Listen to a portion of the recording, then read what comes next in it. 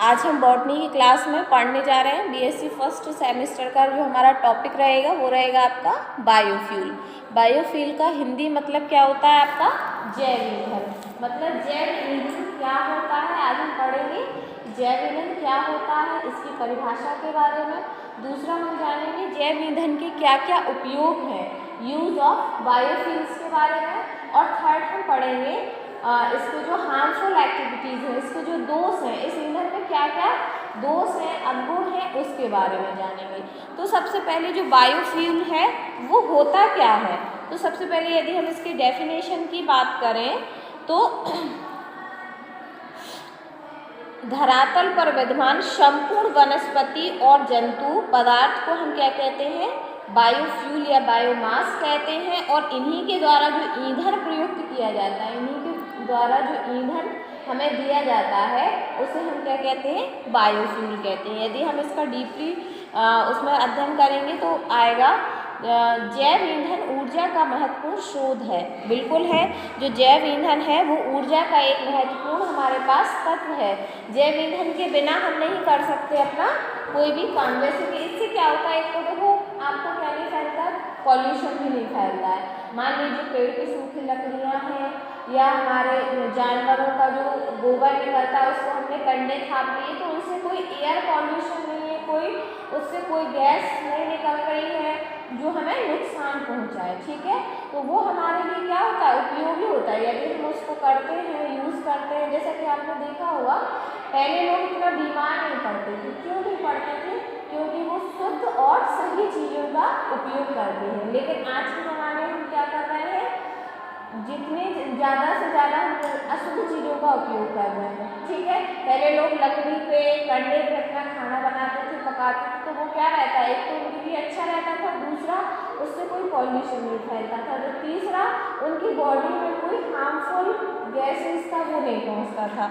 तो सबसे पहले यदि हम इसकी बात करें तो जैव ईंधन ऊर्जा का एक महत्वपूर्ण स्रोत है जिसका देश के कुल ईंधन उपयोग में एक तिहाई योगदान है। एक तिहाई का मतलब जितना हम ऊर्जा का उपयोग करते हैं उसका एक तिहाई, 1/3, 1/4 में से 1/3 केवल किससे हमें ऊर्जा मिलती है?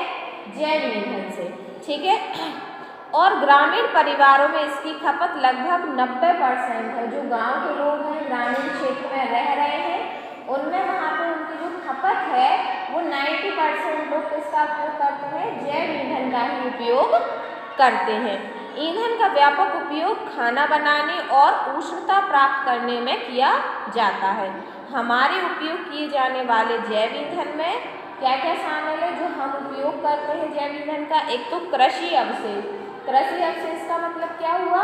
कृषि से जो अवशेष निकलते हैं हम उनको भी क्या करते हैं, जैसे आपने गेहूँ बोया अपने खेत में, मान लीजिए आपने सरसों बोई या गेहूँ बोया तो आपने उसकी फलियाँ निकाल ली। ठीक है, उनसे हमने उनकी सीड प्राप्त कर लिया। अब जो उनका जो नीचे का स्टेम बचा है, तना बचा है, तो उसका उपयोग भी हम किस में कर सकते हैं? खाना बनाने में कर सकते हैं। जैसे सरसों होता है, सरसों का तो स्टेम काफ़ी थोड़ा सा मोटा होता है, उसका उपयोग हम कई बार करते हैं, खाना बनाने में कर सकते हैं। दूसरा लकड़ी। लकड़ी जो पेड़ पौधे सूख जाते हैं किसी कारण से, बहुत समय तक सूख जाते हैं या किन्हीं पेड़ पौधों की आंधी चलने के कारण, हवा चलने के कारण यदि उनकी टहनियाँ टूट कर गिर जाती हैं तो उनका उपयोग भी किसमें कर सकते हैं? अपने खाना बनाने में जैव ईंधन के रूप में उनका उपयोग हम कर सकते हैं। लेकिन आपको हरे पेड़ पौधों को अपने ईंधन के लिए नहीं काटना। ठीक है, दूसरा कोयला। कोयले का उपयोग भी हम अपने ईंधन के लिए खाना बनाने के लिए, पहले लोग क्या करते थे? सिगड़ी पे खाना बनाते थे। सिगड़ी रहती थी, मिट्टी की सिगड़ी रहती थी, आप लोगों ने आई थिंक देखी होगी। मिट्टी की सिगड़ी रहती थी, उसमें नीचे कोयला डालते थे और ऊपर वो अच्छा हीट करती थी तो उस पर हम अपना खाना भी बना सकते थे। दूसरा सूखे गोबर। जानवरों का जो गोबर रहता है यदि हम उसके उपले बनाते हैं या फिर हम उपले नहीं भी बनाते हैं, उसको ऐसे छोड़ देते हैं, तब भी जब वो सूख जाएगा उसका उपयोग भी हम किसमें कर पाएंगे? जैव ईंधन में। लेकिन आपको वो इकट्ठा नहीं रखना है। यदि आप उस गोबर को इकट्ठा रख देते हो बिना उपले बनाए तो वो क्या बन जाएगा? आपका खाद बन जाएगा, है ना, कंपोस्ट बन जाएगा। ठीक है, फसलों, पेड़ों, पौधे, गोबर में निहित ऊर्जा को जैव ऊर्जा कहते हैं। जो ऊर्जा फसलों में, पेड़ पौधों में और उसमें उपस्थित रहती है उसे हम क्या कहते हैं? जैव ऊर्जा जो है वो। तो सबसे पहले हमने पढ़ लिया फसलों, पेड़ों, पौधे, गोबर में निहित ऊर्जा को जैव ऊर्जा कहते हैं। इसका प्रयोग करके ऊष्मा, विद्युत, गतिज ऊर्जा उत्पन्न की जा सकती है। धरातल पर विद्यमान संपूर्ण वनस्पति और जंतु पदार्थ को हम क्या कहते हैं? बायोमास कहते हैं, जैव भार कहते हैं। जितना भी धरातल पर जो भी चीज़ें पाई जा रही हैं, पेड़ पौधे, जंतु, जीव, उन्हें हम क्या कहते हैं? बायोमास कहते हैं। जैव ईंधन का प्रयोग सरल है, यह प्राकृतिक तौर से नष्ट होने वाला है तथा गंध से पूर्णतया मुक्त है। इसको हम क्या करते हैं? प्राकृतिक अपने ही तरीके से अपने आप ही नष्ट हो जाता है। इसको हमें नष्ट करने के लिए किसी चीज़ की ज़रूरत नहीं पड़ती है, मतलब स्वयं ही ये क्या हो जाता है? अपघटित हो जाता है, ठीक है।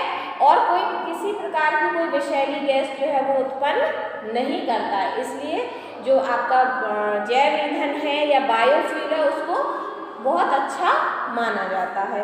वो प्रकाश संश्लेषण की प्रक्रिया के द्वारा सौर ऊर्जा को जैव ऊर्जा में बदलते हैं। जो प्रकाश संश्लेषण की क्रिया होती है तो उसको जो सूर्य से जो ऊर्जा प्राप्त होती है उसको ये पेड़ पौधे और जंतु क्या करते हैं? जैव ऊर्जा में बदलते हैं। यह जैव ऊर्जा विभिन्न प्रक्रियाओं से गुजरते हुए विभिन्न ऊर्जा स्रोतों का उत्पादन करती है, ठीक है।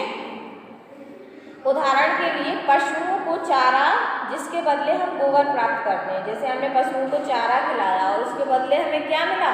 गोबर मिला, और उसी गोबर से हम क्या बना सकते हैं? अपना बायोफ्यूल बना सकते हैं, जैव ईंधन उससे बना सकते हैं। यदि हम जैव ऊर्जा के उपयोग की बात करें तो जैव ऊर्जा का उपयोग हम खाना बनाने के लिए तथा उष्णता प्राप्त करने के लिए करते हैं, ठीक है। दूसरा है भारत में जैव ईंधन वर्तमान में उपलब्धता लगभग कितनी है? 120 से लेकर 150 मिलियन मैट्रिक टन प्रतिवर्ष है, जो कृषि और नाभिकीय अवशेषों से उत्पादित है और जिसकी ऊर्जा संभवतः 16,000 बायोमेट्रिक है।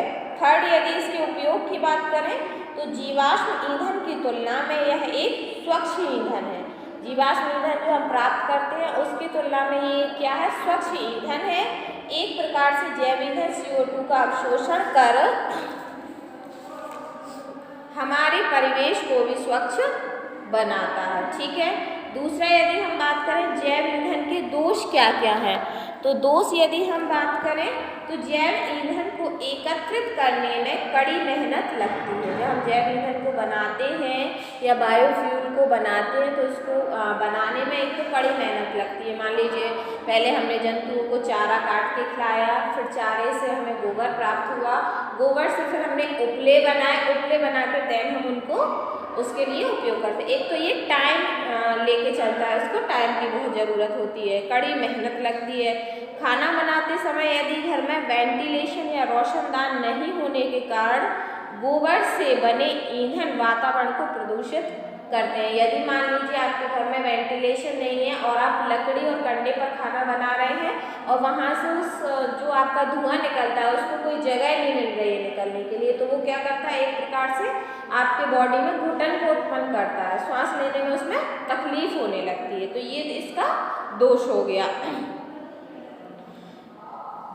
जैव ईंधन के लगातार और पर्याप्त रूप से उपयोग न करने के कारण वनस्पति का नुकसान होता है, जिसके चलते पर्यावरण के स्तर में गिरावट आती है। यदि हम सभी जैव ईंधन का उपयोग करने लगेंगे तो क्या करेंगे? लोग पेड़ पौधों को काटेंगे, जिससे एक प्रकार से क्या होगा? वनस्पति का नुकसान ही होगा। तो इस प्रकार से इसके कुछ ये दोष भी हैं।